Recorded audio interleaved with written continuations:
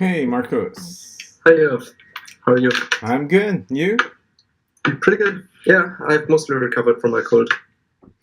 Yeah, here it's also been a bit, yeah, a lot of flu going on. So, Oh, yeah. hey, Shubi. Hello, how's it going? Good. You? Good, thank you. Hey, Marcus. Hi, Shabby. How are you? Good, how you doing? Have you been coming to WebPerf? Not that much. I skipped the last two ones. The previous one I was sick, and the one before I didn't have time, unfortunately. Cool. Yeah, right. I'm glad you came by for today's topics. I don't know what else is on the agenda, but we have scheduling. Yeah, nice. Good morning. Morning, Steven. Where are you calling from? Hi, Yoav. I'm calling from San Francisco. I work at Salesforce, and actually I met you a couple of times. I also met a couple of you guys at BlinkOn, I think, a while back. Cool. And I work in front-end performance for Salesforce. That is great. Great that you can join. Thank you.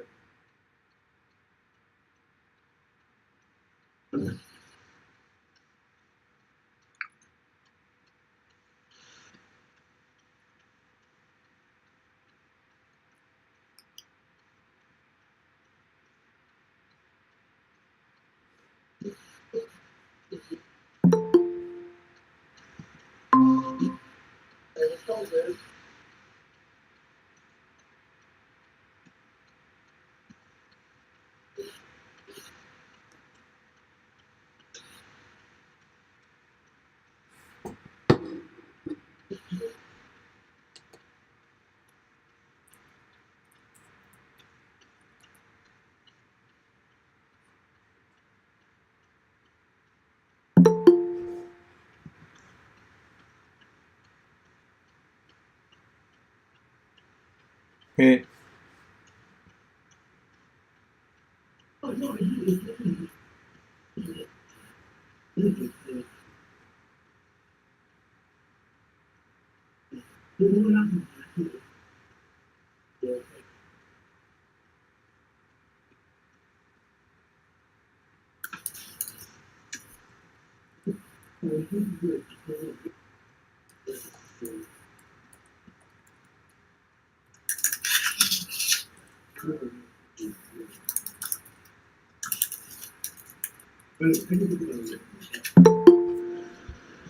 Hey, folks. Hey.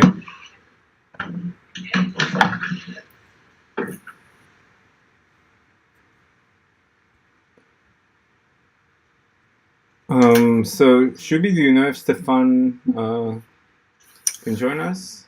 Or? Yeah, he should be joining. Okay. Ping him. Did you want to start with some of the other admin stuff? Sure. I don't know if we're not gonna wait 1 or 2 more minutes for Todd to join. I think he should be joining, but yeah. But then we can start with some of the administrative stuff. Hey, the delay. Brand new build. More steps. Yeah. Okay. So let's get started. Is Nicholas? Are you? Has Nicholas joined or not yet as well? Sorry, room troubles. Okay. Get him here. Yeah, I'm just wondering if I should start with user timing L3 and performance timeline, or yeah,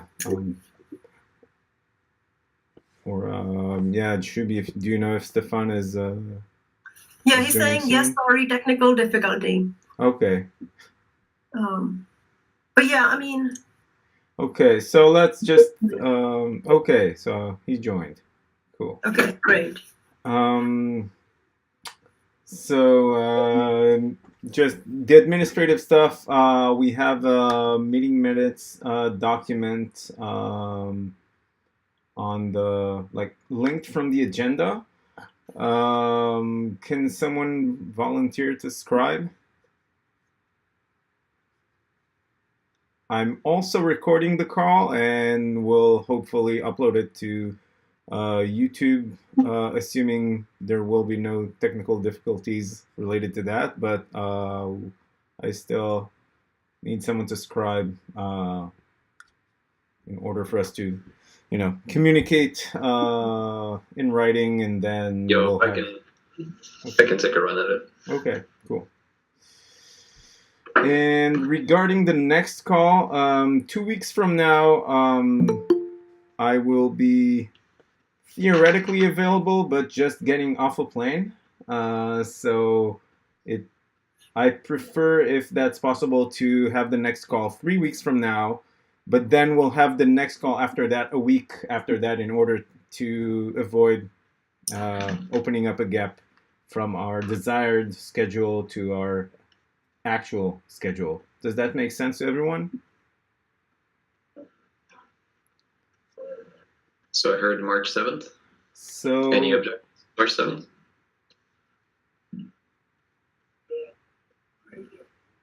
I don't hear any objections, so I'll put that in the notes. Okay. Cool. March 7th. Okay, and so shall we get started with the actual schedule, which is a scheduling API? Stefan? Yeah, I'm sorry about that. I just checked. I am not available March 7th. Is it possible? So next one's triage meeting, right? Yes. Yeah, I might miss if I can't change my appointment. Otherwise, we can move it around during that week. That's also it would work for me. I don't know if other people have.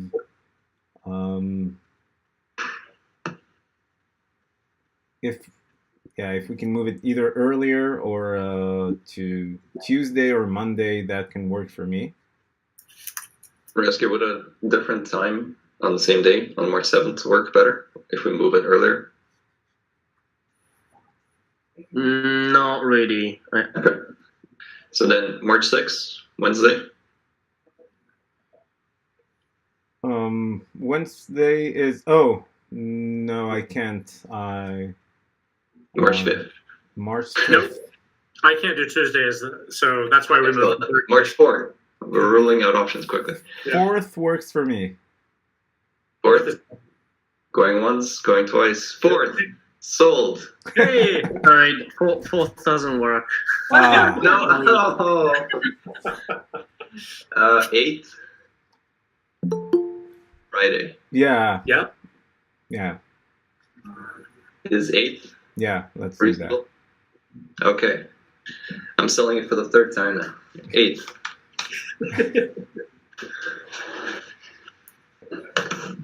Okay.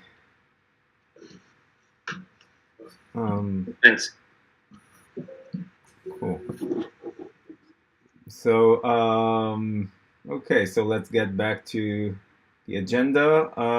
Stefan, do you want to start with the frame budget proposal? Stefan?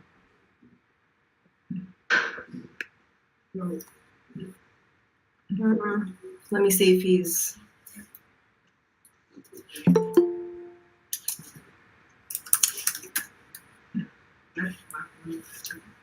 He's on the call, and I Yeah, think he's trying to write something. And he's saying he can hear. So maybe we can't hear him. Okay, checking his mic. Anyway, while he's setting up, I guess I can provide a little bit of context. Can you hear me now? There you are. Oh, we can hear you now. Okay. Great. Okay, I guess feel free to dive in. I was just going to provide a tiny bit of context, which is we've talked about scheduling on a previous call as well as at TPAC. And we've been working with a bunch of partners who are have scheduling systems in JavaScript. And so the proposals that Stefan's going to talk about today are basically to incrementally help them with their problems. So yeah, feel free to take it away. Okay. So so I should first say that all the sort of naming and a lot of the shape of this stuff is not set in stone. We do want to ship these behind a flag in Chromium soon as an experiment and possibly an origin trial to see how people feel about them. But we're probably some distance from a formal standards process for any of this stuff. So the first one is window.time until next frame. So it's a method on the global object. I think the best reference point for this is request idle callback, which not sure how commonly known this is, but when you register a callback with request idle callback, you receive an argument to your callback function, which is an idle deadline object. The idle deadline object has a method time remaining. And every time you call it, it will give you a number in milliseconds, which is the implementation's best guess of how much time you have left to run code before something urgent needs to be serviced.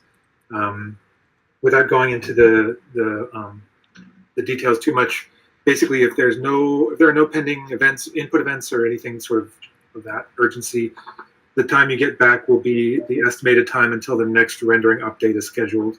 If there are no rendering updates scheduled, you'll get a maximum time of 50 milliseconds.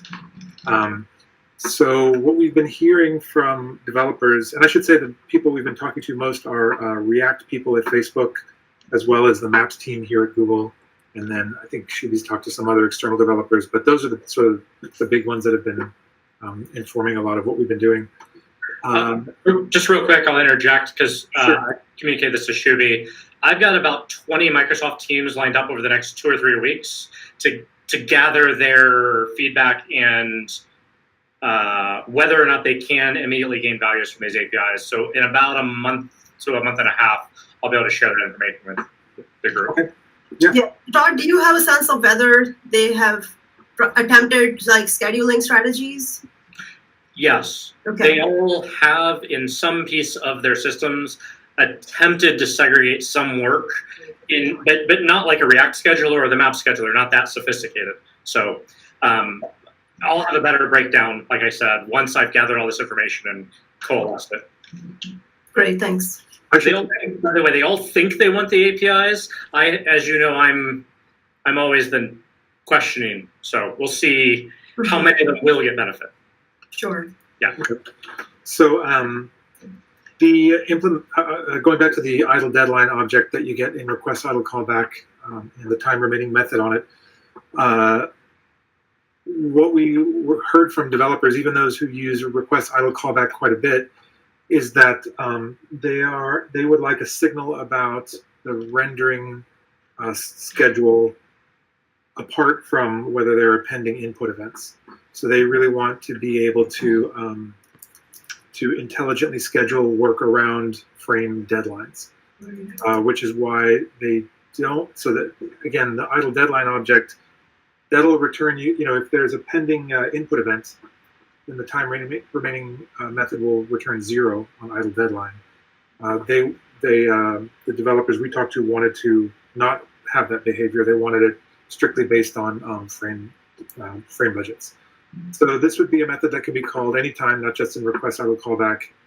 Anytime you kind of want to. You can imagine if you are a sophisticated developer and you're writing sort of an event loop within JavaScript, and every time you get to the top of the event loop, you want to check and see if you have enough time left to run another unit of work, or whether it's time to yield back to the browser so the browser can update the rendering. That's kind of what this is geared towards. So I think this API is a bit problematic for us because I don't think we will know this time necessary because we'll rely on CZ or CA to let us know when the next frame is. But like to do that, we have to register a callback to do that. So like in order to know the next time rendering opportunity will happen, we have to basically render. It's sort of so I'm not familiar with the web implementation, but I will say in Chromium, when we our system is aware of the refresh rate of the hardware, so we just whenever I understand. we just We will not. In fact, our refresh rate would dynamically change based on by the system. So for example, if the OS detects that application is not catching up with the frame rate, we would automatically throttle back to 60 hertz, or even 30 hertz. So the system, itself, is dynamically changing the refresh rate of hardware to save the battery life in that case. So,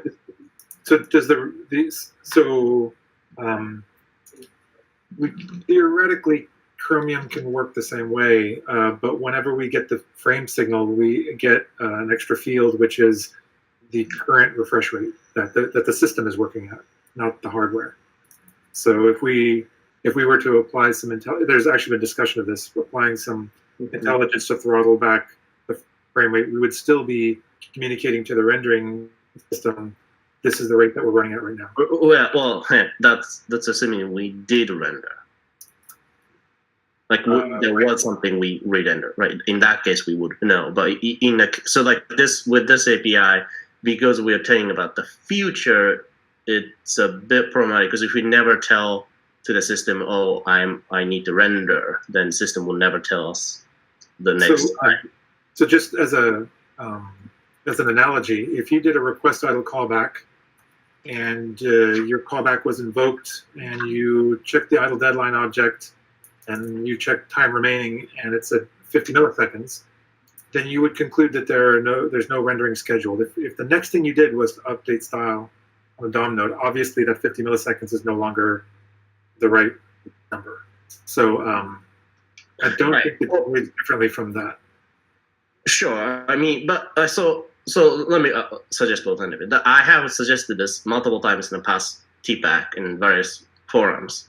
But I think the better API is for alternative to request animation frame, where the function callback itself will tell you the next time, that the timing on which the frame will be rendered, right? So you don't object to providing this information. It's just that you don't. Yeah. We just don't in fact, that's exactly what happens in C and CGB. They will tell you exactly when the next frame will be rendered, right? So they will tell us the timing. So we, in fact, most of the native APIs structured this way. You ask a GPU or whatever, and then they'll tell you okay, this is the frame, this is the time. Or alternative is to specify the frame, the timing on which the next frame should be rendered to the system, right? Those are usually two native APIs. I'm not sure I follow your objection though. If that information is freely available, like in native platforms, it's not freely available. That's what I'm saying. They will tell you when you're about to render. You tell them okay, I have things to render, and then they will call you back with okay, render for this time. Okay, so that makes sense. So is that basically the equivalent of request animation frame? Basically, yeah. I see. And so that would be after the rendering system has already received a signal saying we would like you to produce a frame of content. Right, for this time. Okay. Okay. So is it not? I mean, presumably the system. So the system never. There's no way to get the refresh rate that the system is using at any given time. Is that not available? Not really, because the system is dynamically adjusting as we speak, right? Right, but you could. I mean, presumably there's. I mean. VSync is available, but at any moment the system may throttle effectively to slower than VSync, I think is your statement, correct, Ryosuke? Yeah. So, right. I mean, also, I think, I'm sure, we can observe what the system is doing, and sort of guess what the system's frame rate is, right? But I mean, that is not. So that's my question. Does it have to be guesswork, or is there a call to the system to say, what is your current? I don't know. Check with my colleagues. I don't think there's any API, okay. Because I mean, in general, this is a bit problematic because even if we were to guess, right, we don't know when the system decides to change that time in the future. Agreed. So it would be it would certainly be an estimate, but it's so if you think about the problems that developers have now, they may have a pretty good idea that the system is running at 60 hertz, but that doesn't tell them that much about how much time they have left. They might have 2 milliseconds left, and they might have 10 milliseconds left. They just don't know. So they're flying blind now. This would be sort of making them fly a little less blind. Right, I understand. I mean, like use cases, the thing that, I mean, the way request animation frame in WebKit works is, is as currently it is. I mean, there's a work to fix it, but it fires right after the vsync happens, right? Like after we get the callback, when we call them back. So the reason we did that is that way the request animation frame happens at the, sort of fixed more, uniform interval where the vsync happens. So with that, like, you should be able to prepare the frame for the next frame. But the But the thing is that request animation frame can be, if you have other long-running tasks, the request animation frame can be delayed. So if you're checking timestamps at the right, well, happens, you're not getting the right. Yes, exactly. Well, the current state, what you have to do is you have to observe how frequent request animation frames are happening, and you have to basically calculate the current frame rate, right, and estimate it. And if you don't solve that, so what you think? Let me finish what I'm saying. Let me finish. Go ahead. We are changing that to match what all other browsers are doing right now. There's a work getting done now, but it would mean though that one of the reasons we're having objection the model that all other browsers are implementing is precisely due to the lack of this timing information, right? If we're doing it after the browser had already done the work, then the timing of which the request animation frame is called is almost irregular and almost at random, right? Like even if the frame was 60 milliseconds, if there's a browser work to update the layout or style or anything, then the time at which the request animation frame calls is not happening at every 16 milliseconds. It could be, after 2 milliseconds, or the interval could be 18 milliseconds or 20 milliseconds, right? Depending on how, or maybe less than that, depending on how much work the browser did or didn't do. So I totally agree that we need to provide this information. Like that use case, I agree. What I'm saying is, as an API, I would much prefer if it was a callback, like a request animation frame. Or in fact, we could even add an argument to existing request animation frame, and then tell the developers how much time, time at which that request animation frame callback is for, basically. Okay, so if I may try to paraphrase that slightly. Don't object to providing this information, but you only want it to be available inside of a request animation frame callback. That's right. You shouldn't be able to dynamically request it at any time. That's right. Yeah, I think he's saying that it should either be invoked, it should be either in request animation frame as a callback, as an argument, or it should be accessible as a callback. Okay, well, so a couple of things. One is, so it sounds like what you're suggesting is that the web developer we should require them to do their own bookkeeping. Like, we shouldn't provide any assistance in this. They should be checking timestamps and looking at these time signals from request animation. No, I'm not saying that. And the second thing I would say is, I can't understand why this would only be available from request animation frame. If nothing else, you cache it inside of the rendering engine and then just return it every time we ask for it. Like, what is so special about request animation frame that the information should only be available then? Because that's not when it's useful.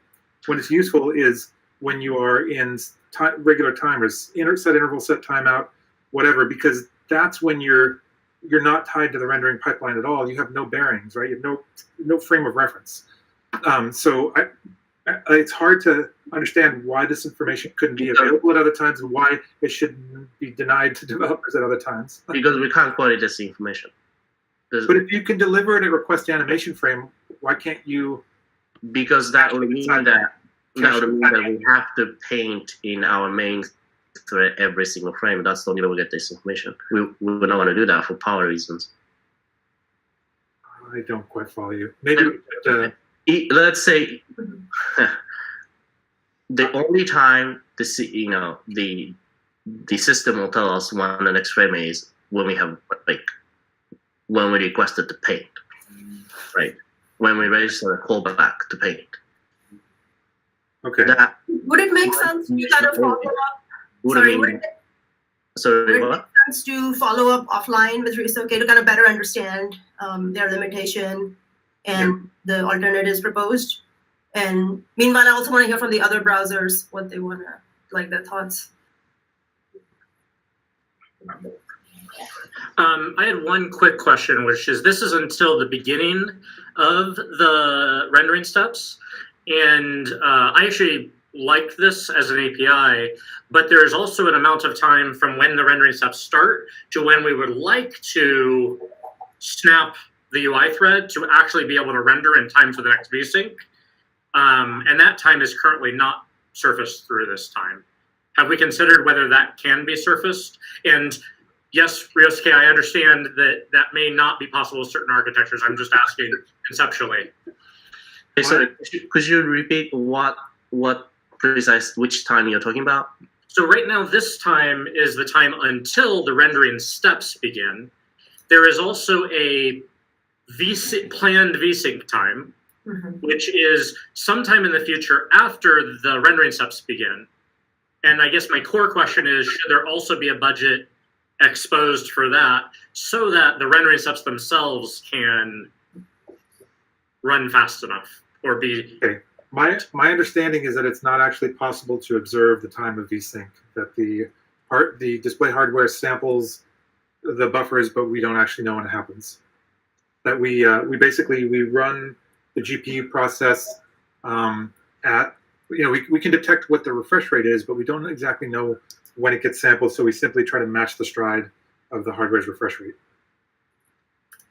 In other words, I don't think that information is available. We can, so there's been discussion about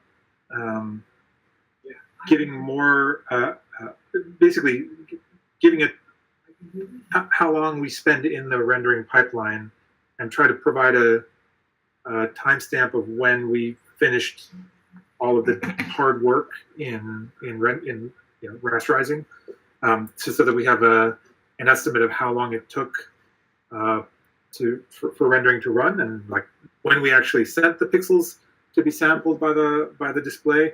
However, there is some concern about fingerprinting and other privacy concerns. Like if you can detect how long it takes to run the rendering steps, you may be able to figure out what kind of hardware you're running on. Yeah, so I mean, I guess the short answer, Todd, is that it's a separate use case, and we are like we've done some preliminary investigation, and we want to have a definitive answer for what are whether something can be exposed. Yeah, and no, I'm not saying this is bad. I'm just asking the question if we thought about it yet. I'm okay with this being only a step along the path to where we end up. There's no. Yeah. Well, so yes, the answer is yes. We've thought about this. Maybe with Ryosuke kind of primed the conversation about request animation frames. So if there's no objection, maybe we want to march right into the next item. Yeah, I think that'd be good. Germane to that. Timing wise, I'm thinking of. Is that okay? Yeah, sorry, I was on mute. Okay. Timing wise, I think that we want to reserve Nicholas for the user timing and performance timeline discussions. Would 20 minutes be enough? Yep, that's fine. Okay, so let's have 10 more minutes on scheduling. So yeah. Okay, I'll try to see if Any other thoughts on frame budget before we move on from anyone else who hasn't spoken? Okay, let's move on to the next one then. So the next one is window.request post animation frame. As Ryusuke was saying, WebKit currently is behaves differently from the other browsers right now in that request animation frame is scheduled to run as soon as possible after vsync, meaning that it gives you the maximum possible amount of runway to prepare for the next frame. The other browsers do it differently. The other browsers, do the request animation frame signal immediately before we're going to update the rendering pipeline. This is pretty observable. There are some WPT tests that can expose the difference in behavior here. I think that there are good arguments on both sides of why you want to schedule request animation frame one way or the other. So this proposal for request post animation frame is basically to say, why can't we have both? So request animation frame is spec'd to run sort of synchronously and contiguously immediately before the rendering pipeline without any opportunity for any other JavaScript to run between request animation frame callbacks and the rendering pipeline. And what we're saying is we would like to also have a slot to run code immediately after the rendering pipeline has finished without the opportunity for any other JavaScript to run beforehand. The use cases is, first of all, the one that Ryusuke described, which is have the maximum possible time to prepare for the next frame.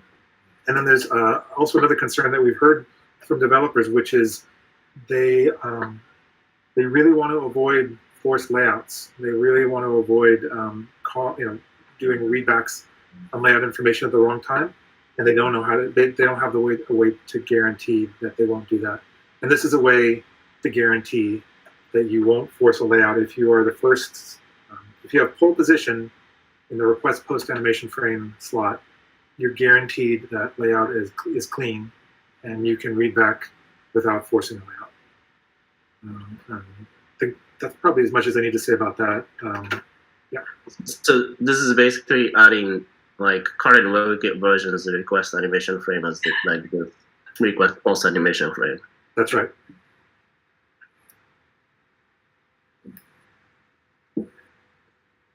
I guess it's a bit confusing. I guess the one possible way we could do it is also like make it as an option, right? Instead of like adding a completely new global method.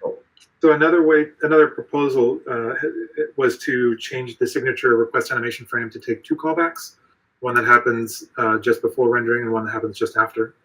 So that would avoid a new method, and that actually may be more intuitive. It wasn't clear to me.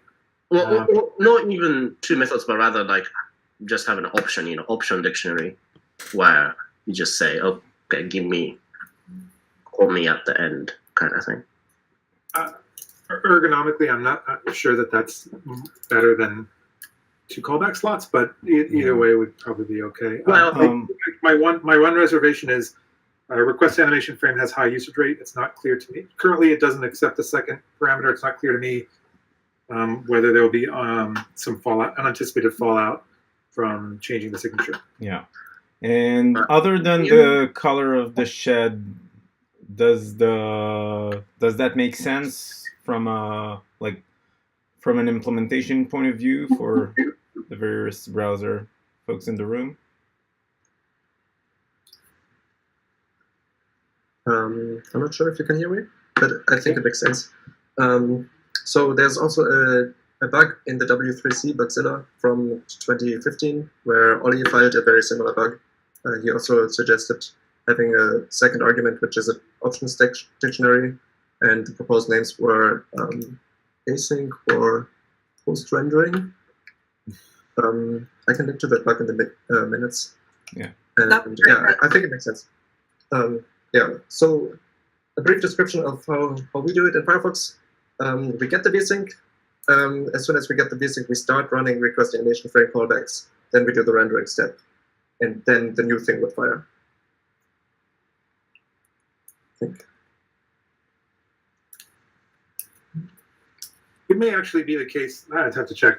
It may actually be the case that we are doing the same thing in the sense that we trigger request animation frame callbacks immediately when we get the vsync signal. The difference between us and WebKit is that WebKit will then run other JavaScript callbacks after request animation frame and before running the rendering pipeline. Yeah. I actually have to go back and second guess a lot of things I said because of the fact that I don't believe that actual vsync is observable. This is more the like fake Yes. signal that we get back from the GPU process. So even calling it vsync is a bit of a misnomer. But it's some signal that we get from the GPU. Yeah. For us on Mac, it's the CB display link thing. It fires at certain times, and that's what we record as the vsync time.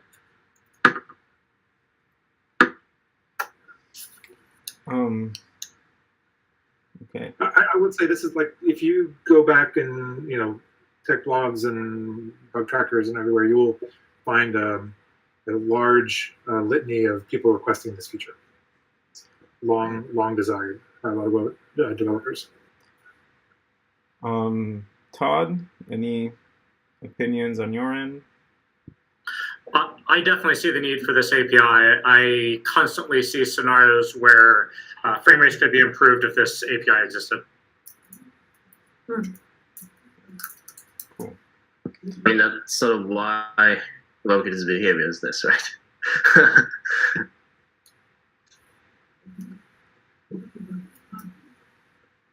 Sorry, can you say that again? Well, I'm like to sort of echo what the talk said. That's precisely why request animation framing implementation of WebKit does this, which is call after the rendering, because that way you have the biggest amount to prepare for the next frame. That's right, but I think there's also obviously a separate use case for request animation at the other timing too, right? So yeah.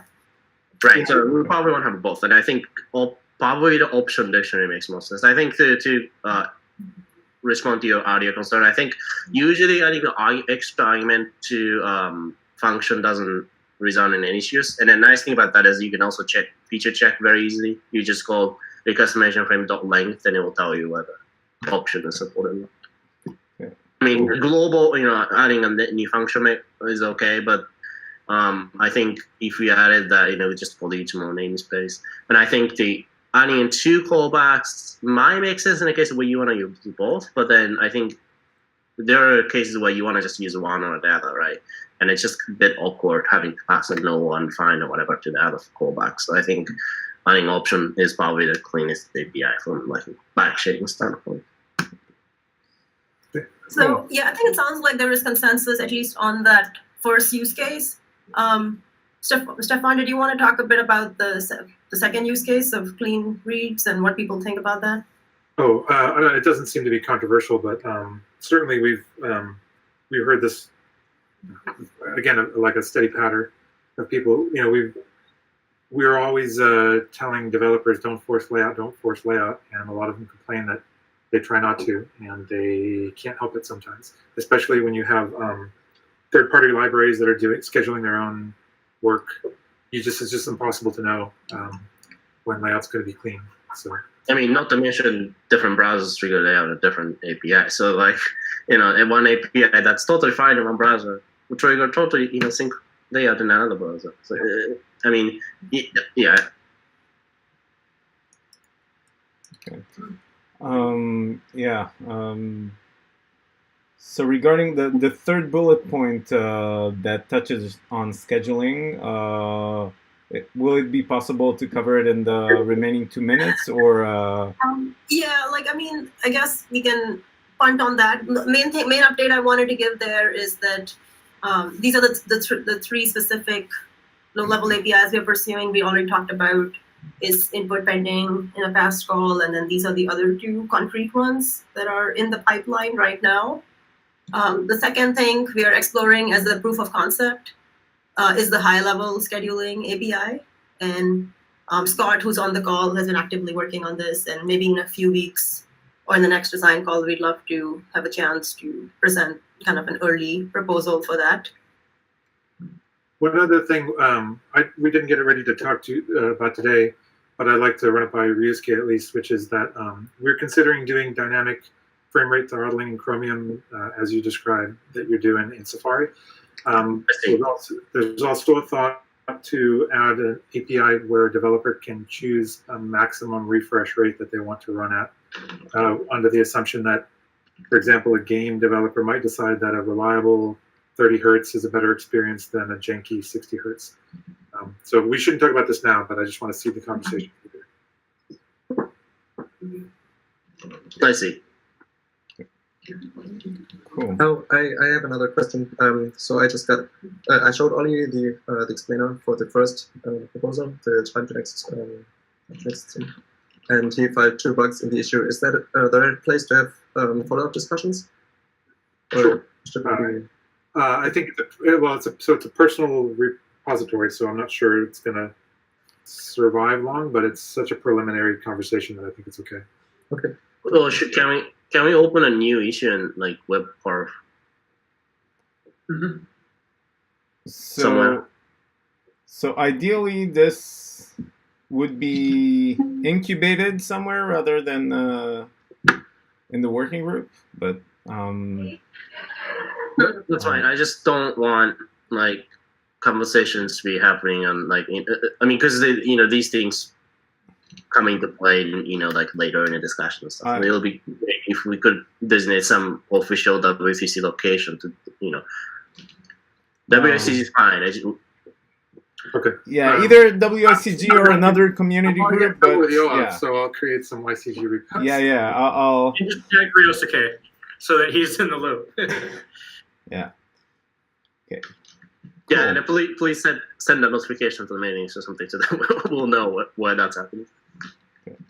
Cool. Okay, so with that, Nicholas, shall we move on to user timing L3? Sure. So, Oh, sorry, before we moving on, can I ask about the main thread scheduling thing a bit? Sure. So when we were reviewing this API, one thing that we were a bit confused about is so like what is the API that's getting like proposed here? Is it the new task queue thing? Is that the one? Yeah, right. So that's the one that's kind of in progress. We should hopefully have an actual proposal for you to look at soon, maybe in the next design, before the next design call. Okay. So I guess the intent to implement is just the process type and see how it goes. Is that the idea? The intent to implement was just for the umbrella effort. If you don't know which things will ship, like a lot of these are going to go in origin trial and then change drastically. So it was just sort of the larger effort. It includes these APIs, but it also includes the high-level API. But it will also have its own intent. Okay. Is it also possible to just move this to like some YCZ group or like some like an official W3C place so that we can start filing issues and stuff like questions and stuff like that? Sure. Yeah, does that make sense, Yoav? Yeah. Should we? Okay.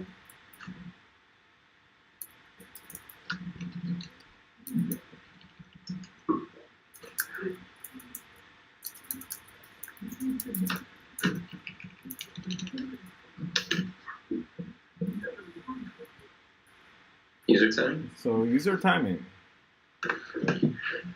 okay, so I just posted a link to the current draft spec. User timing L3 was, I think, presented a while back at not the previous TPAC, but the one before that one. But I just wanted to let everyone know that the spec changes have landed. I can give a brief recap of the changes. For both mark and measure, we have a new field, which is of type any. It's basically to append metadata. It's called a detail.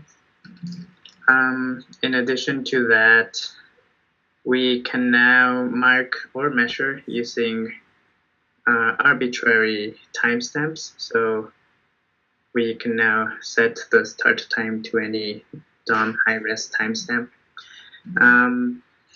Now, based on feedback, we added a method measure with options instead of just putting all the new API capabilities inside the old measure method, because it would become way too complex. Because right now measure already receives 3 parameters the measure name, the start mark, the end mark.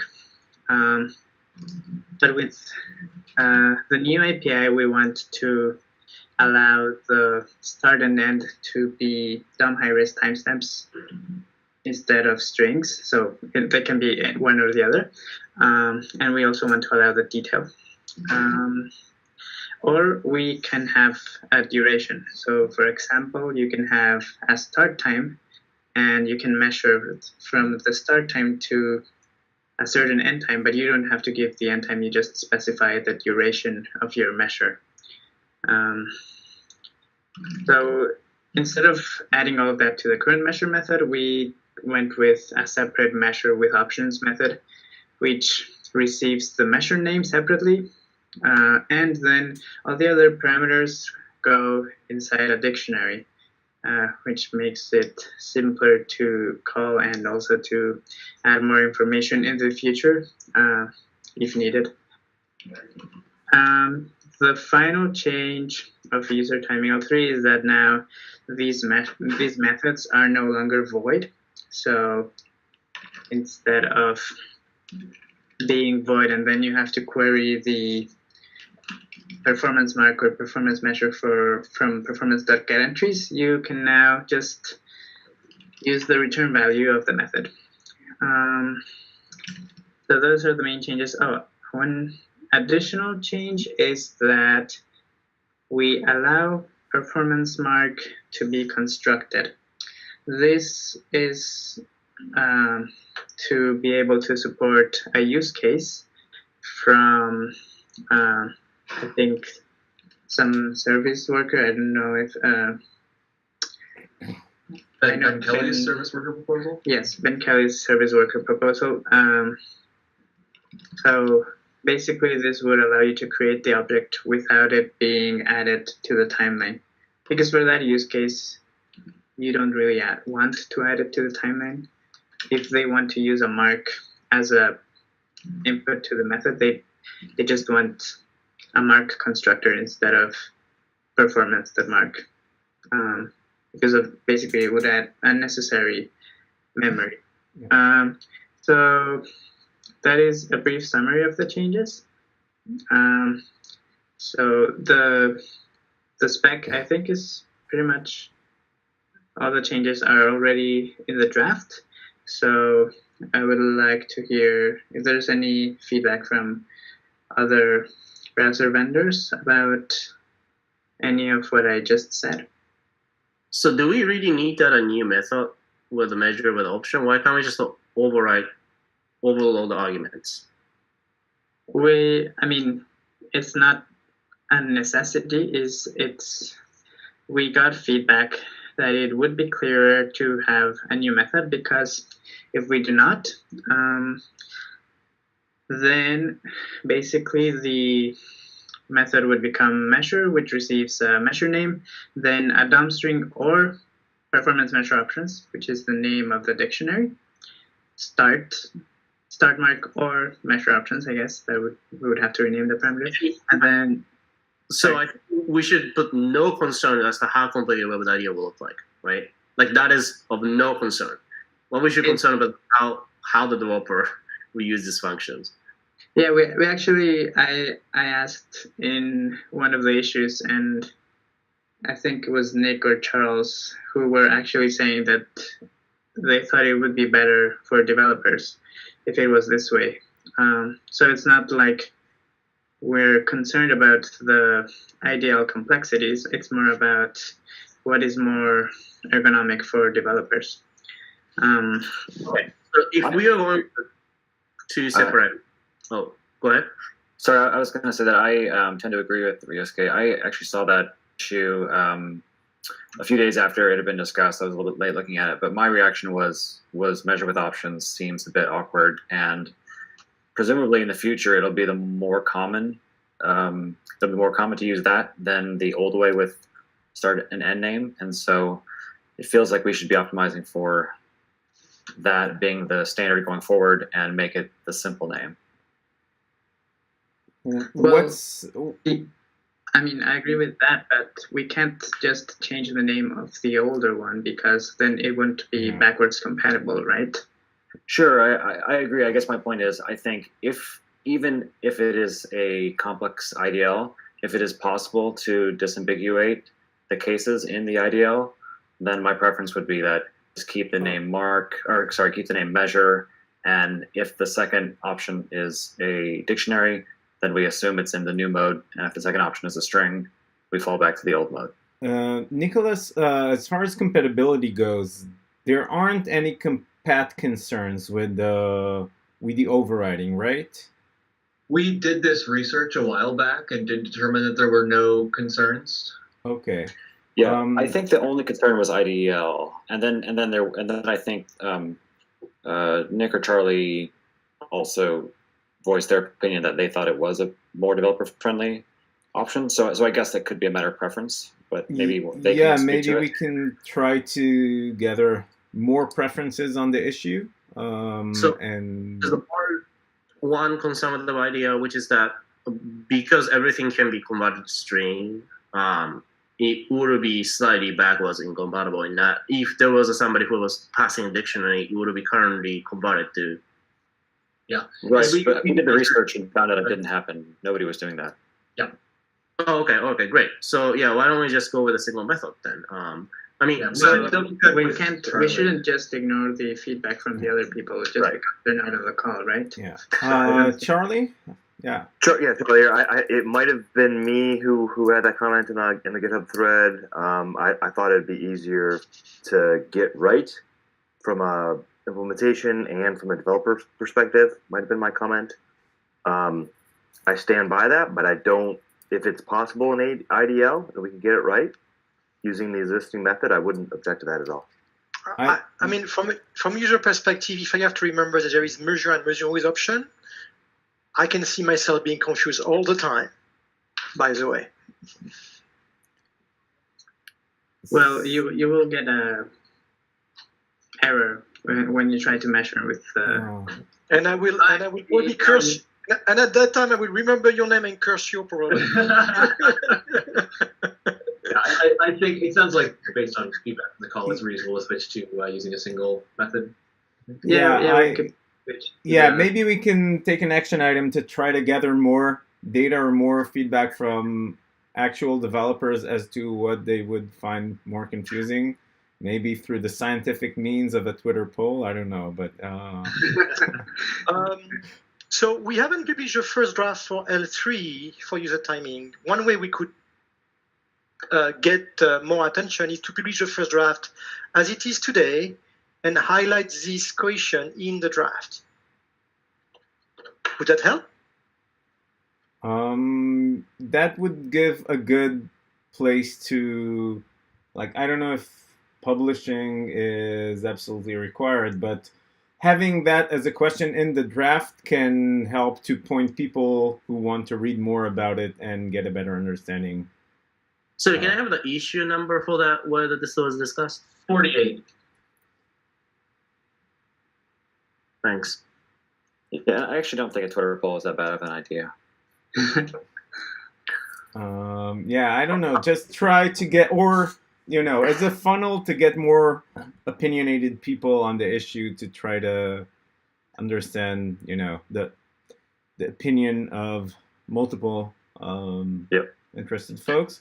But my comment, if I can just have a second here, my comment was probably based on the nightmares that we've run into with instrumenting add event listener, and how that used to take different number of parameters, and now it's been normalized, and there's footnotes in MDN articles where that's what I want to avoid is long ago it could have been used this way, and we do instrument add event listener, but if for example we needed to instrument marker measure, we wouldn't in the future. We're instrumenting other people's code. We wouldn't know because of the object coercion. We wouldn't know which flavor they were using from a JavaScript perspective. Okay, so you're saying that having that complex IDL is not an extensible web kind of thing. It's something that you would have a hard time re-implementing in JavaScript.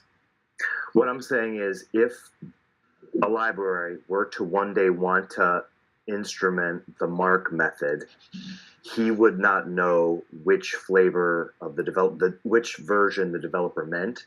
If the second argument was an object. That's like incredibly easy, right? You just go type of, it'll tell you. Yeah. No, but if it was an object, it gets toString. You call toString on it. No, that's precisely the ambiguity I was talking about earlier. Slight incompatibility. That like if you get the object, you have to treat it as an object and then process it as an object. Right. Yeah. So and maybe it's moot if the Google team has proved that nobody does that. Then that's yeah. fine. It was a while ago when I grabbed that data. I don't remember off the top of my head, but it was very, very low usage, if any. Okay. So I suggest let's take it to the issue. Like, let's go back to that discussion. Maybe add a note in the spec, and then we can, get more eyes on it and flush it out. Yoav, can I interject? So Philippe suggested also publishing first draft. Should we publish our first draft of level 3? And follow-up question to that is, in that draft, should we maintain the current measure with options, or should we revert it back to measure and then add a note suggesting measure with options? Which do we actually want to publish? I think publishing just measure, given that there's a reasonable amount of consensus in this group, if not full consensus, makes sense. Yeah, I mean, given today's conversation, it seems like a single method seems preferable.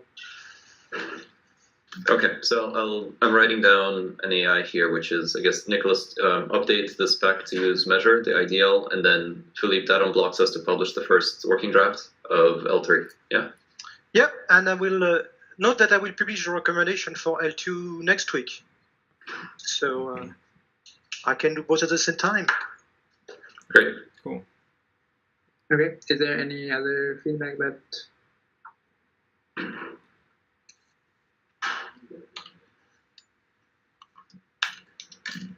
For one thing, I was wondering is why the option doesn't also take start market anymore. Was there any reason? Not just the start can be a DOM string, so that would be the mark. Maybe it should be renamed to just start. But start time is a DOM string or DOM high-res timestamp, so that would be a mark. Oh, I see. Sorry, I didn't see that. Yeah, it might be a bit confusing to call it start time in that case, perhaps. Yeah, it could be renamed to just start.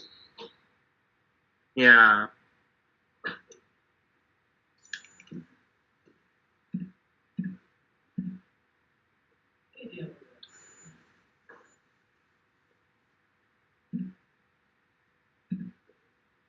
Another question is, what happens if you specify start and then duration and they're inconsistent?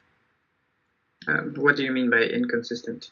Like, so presumably duration is an end minus start, yeah? If the time is specified? So if you specify start, duration, and end, you get we throw an error. You shouldn't be specifying all three of them. Okay, thanks.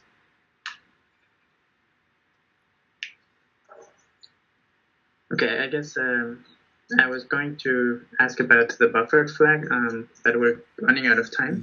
Yeah, Could we take that in the next meeting? Sure. Cool. Yeah, and similarly for in-progress resource requests. Well, that is definitely more of a design question, but I guess just ping to Todd, sorry. And Ryusuke already replied something, but ping to Todd to please take a look. We can chat in the issue, that's fine. I just wanted to ping that, so yeah. Okay. Sorry, which issue? Resource timing 137. Okay, I'll take a look. Okay. Okay. Cool. Okay, so with that, we're out of time. So I'll see y'all on March 8th. And yeah, and the call after that will be just the week after that to shorten the gaps a bit. Okay, thank you very much. Cheers. Thank you, Johan. See you, folks.